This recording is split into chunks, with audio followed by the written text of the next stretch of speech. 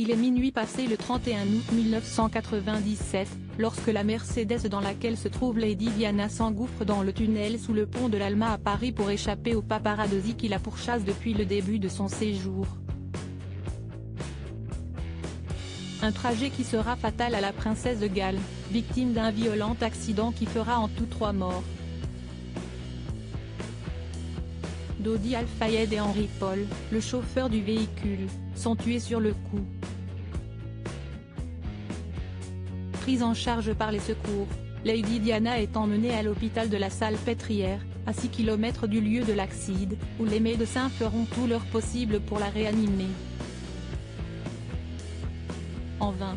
À 4h50, Bruno Rioux, médecin anesthésiste réanimateur, annonce au ministre de l'Intérieur, Jean-Pierre Chevènement, au préfet de police, Philippe Massony, et à l'ambassadeur du Royaume-Uni en France, Sir Michael Jay, que la princesse Diana est morte d'une hémorragie interne provoquée par la rupture d'une veine pulmonaire.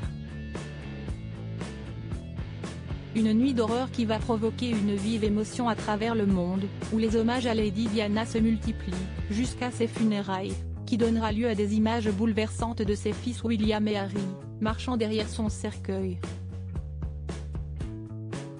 En parallèle, cet accident fera naître de nombreuses rumeurs et mythes autour de ce qu'il s'est vraiment passé.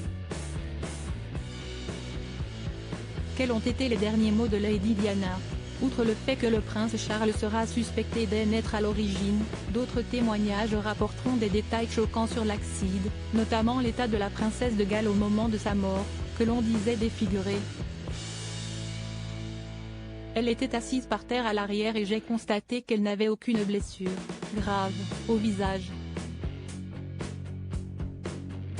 Elle ne saignait pas mais elle était presque inconsciente et avait des difficultés à respirer, a rapporté au Daily Mail Frédéric Maillet, médecin qui revenait d'une fête d'anniversaire et passait sous le pont au moment du drame.